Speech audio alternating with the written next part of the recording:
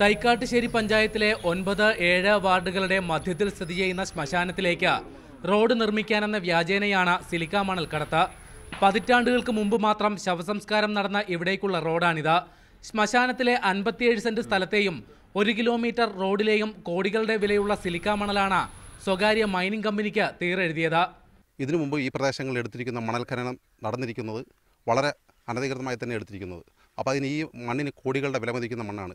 Silica മണലിന്റെ വിപണന സാധ്യത കണക്കിലെടുത്ത് നേരത്തെ തന്നെ പ്രദേശത്ത് മണൽ വാരൽ സജീവമാണ്.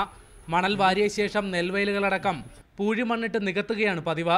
അതേസമയം മണൽ നീക്കം ചെയ്യാതെ റോഡിനായുള്ള പണം നബാർഡ് അനുവദിക്കില്ലെന്നാണ് പഞ്ചായത്തിന്റെ വാദം. പരസ്യലേലത്തിലൂടെ ഏറ്റവും കൂടുതൽ രേഖപ്പെടുത്തിയ തുകയാണത്രേ 2,63,00,000 രൂപ.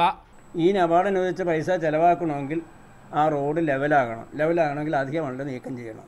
എന്നാൽ ഈ റോഡിൻ്റെയും ഈ ശ്മശാനത്തിൻ്റെയും അധിക മണൽ നീക്കം ചെയ്തത് ചെയ്യാൻ ഓംബുഡ്സ്മാൻ്റെ ഒരു വിധിയുണ്ട്. എന്നാൽ മണലിന് ലഭിക്കേണ്ട പരമാവധി തുക 3 കോടിയിൽ താഴെ മാത്രമാണോ എന്നും ഈ തുക മൈനിങ് ആൻഡ് ജിയോളജി വകുപ്പ് നിശ്ചയിച്ചതാണോ എന്ന ചോദ്യത്തിനും അധികൃതർക്ക് വ്യക്തമായ മറുപടിയില്ല.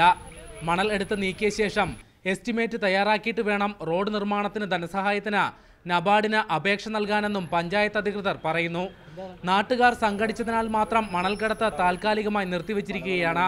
പക്ഷേ നടപടി ഉണ്ടാകാത്ത പക്ഷം കോടികളുടെ മൂല്യമുള്ള ഈ പൊതുമുതൽ ചിലരുടെ മാത്രം കൈമുതലാകും. കുഴിച്ചു കുളം തോണ്ടിയ ശേഷം പൂഴിമണ്ണിട്ട് മൂടുന്ന ഒരു കൃഷിയിടമാണ് എൻ്റെ പിന്നിൽ കാണുന്നത്.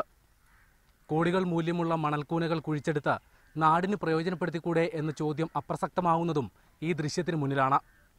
ക്യാമറ പേഴ്സൺ സാദിഖ് പാറക്കലിനൊപ്പം പ്രേംലാൽ, മീഡിയ 1, ആലപ്പുഴ.